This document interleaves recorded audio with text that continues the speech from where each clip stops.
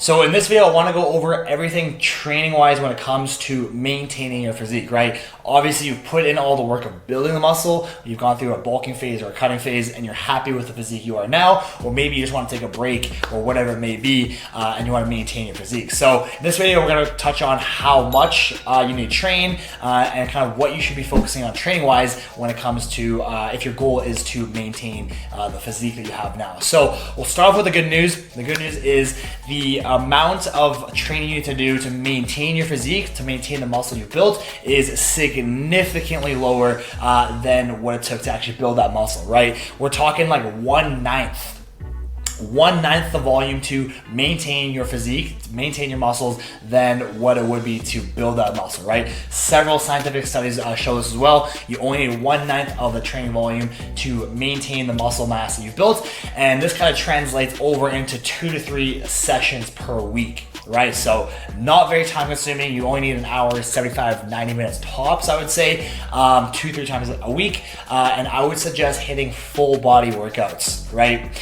Full body workouts twice, 2-3 times a week. If you're able to hit every single muscle group twice per week, that is ideal. That is what's shown to be optimal for hypertrophy, although you are maintaining, obviously, from an efficiency and time standpoint, doing full body workouts just makes a lot more sense to do, like, just versus just doing like one muscle group or push, pull, or legs, whatever it is. So again, I would recommend doing some sort of variation of a full body workout. Obviously, it doesn't have to be the exact same every single time, but doing a full body workout 2-3 times per week is literally all that is needed to maintain the muscle mass that you've built during a maintenance phase. Now, when it comes to the actual training session itself, I would suggest focusing more so on compound movements versus isolation movements, right? Stuff like your squat, bench press, deadlift, lunges, pull-ups, rows, all that stuff, versus your isolation like bicep curl, tricep extension, or calf raises, things like that,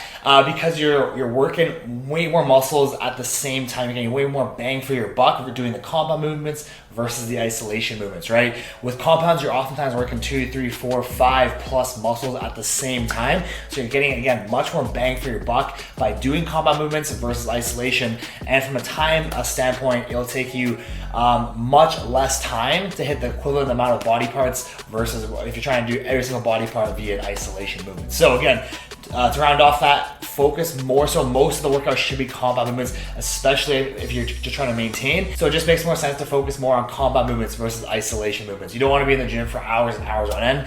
It is far more effective to be in the gym for an hour, hour and a half tops. Anything above and beyond that, you'll definitely start to notice that your intensity in the workout definitely drops, and more so your focus, right? After about the hour mark, for most people, including myself, I definitely notice my focus and my intensity definitely starts to drop after the hour mark. So try your best to keep your workouts between an hour and a half. Anything above and beyond that, especially once you're unable to establish that mind-muscle connection, is, to me, just kind of waist reps, and that's when you know you kind of wrap up your workouts. So again, focus more on compound movements. You're gonna get way more bang for your buck, and that will help you keep your workout short and sweet, ideally under an hour and a half. Now, a question that you probably have in this video is it still possible to build muscle during a maintenance phase, or if you're dropping or increasing your calories back up to maintenance? And the answer, like I mentioned in both the previous cutting and bulking series, when it comes to training, is it really depends on you. It is highly individualistic. It really depends on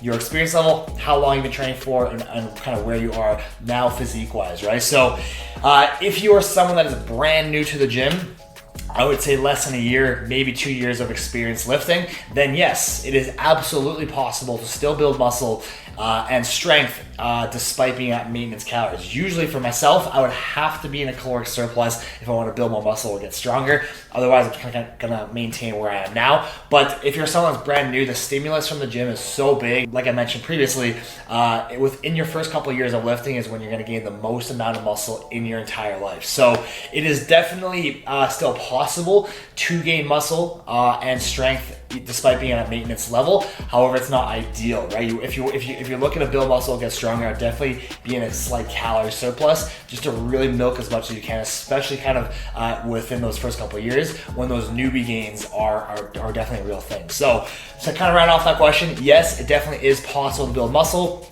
It just really depends on your experience level. Someone that has several years, 5+ years, I would say, it is way less likely to build muscle. Again, you're gonna have to be in a slight calorie surplus to do so.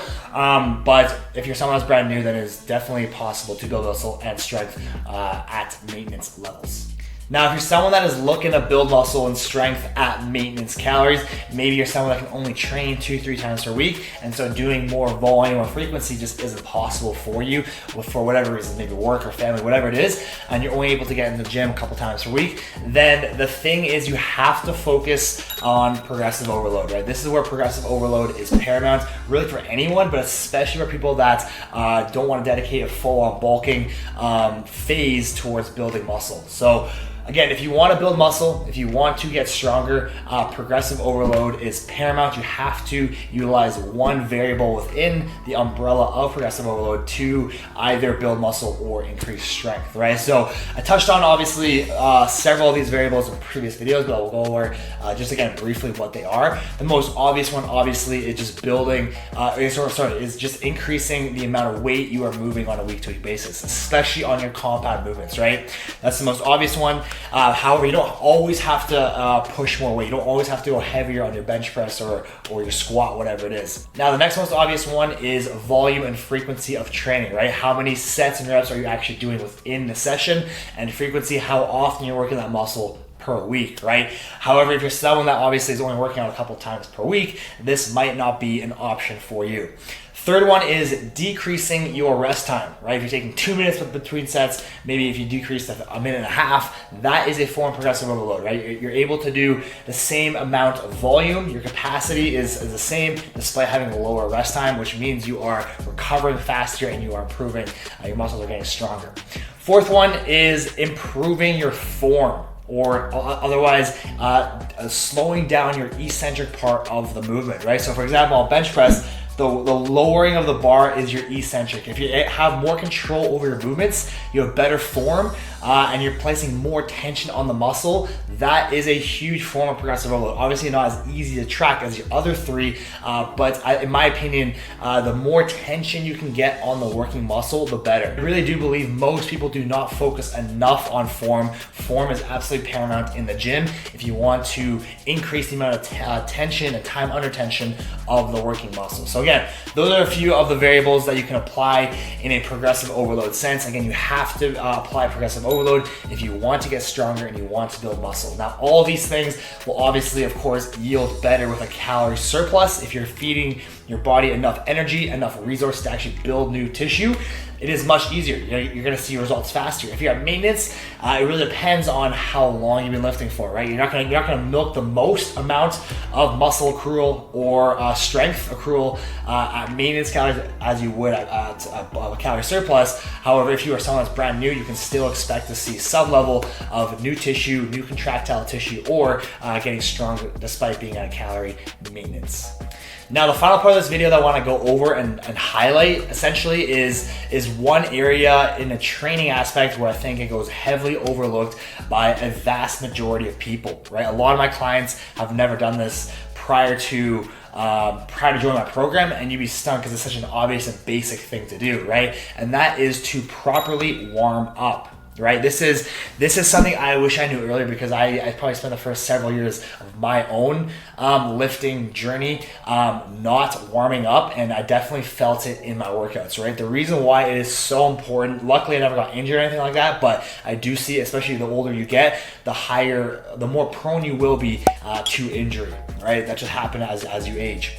So the reason why warming up is so paramount, obviously the biggest one is to reduce the risk of injury. Okay, this is the biggest one. You don't want to be out weeks or months with an injury when you could easily prevent that just by simply warming up, spending 5-10 minutes doing a proper warm-up, okay? Not only will you significantly lower the risk of injury, you'll also be a lot stronger in the workout, right? You're gonna have way more blood flow, you're gonna be warmed out, your muscles are gonna be warm, and again, it's gonna translate into, especially for most, at least my clients, most people start the workouts with the heavy stuff, with the compound movements. That's when you wanna be warmed up for, that's when you wanna be strongest. And so if you go on cold, you can imagine, you're definitely not going to be nearly as strong as you would when you're warm, have a lot of blood flow, and you're really into the workout, right? So again, injury prevention, you're gonna be a lot stronger in the gym. And the last one is just kind of mentally being checked in.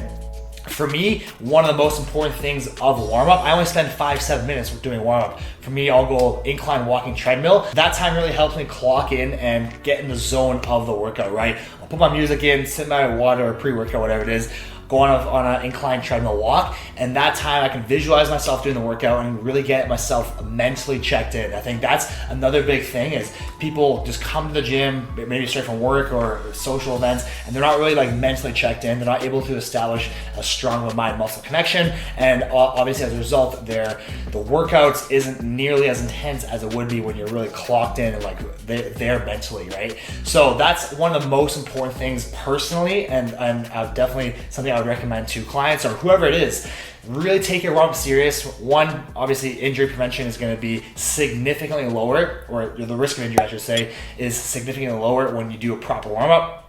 Two, you're going to be a lot stronger, I promise you, a lot stronger, especially in your combat movements, which is what you want to focus on with progressive overload. And three, you're just going to be mentally checked in, right? You're going to what I do is, again, like I said, I visualize myself going through the workout. I think of what I'm going to be doing, which exercises, and that helps me kind of get checked in. When I'm mentally checked in, the intensity of my workouts is a lot higher. I'm able to get much stronger mind-muscle connection, and it's just the overall workout becomes a lot better. So that is something, again, I think that in my opinion goes heavily overlooked by most people. You'd be stunned.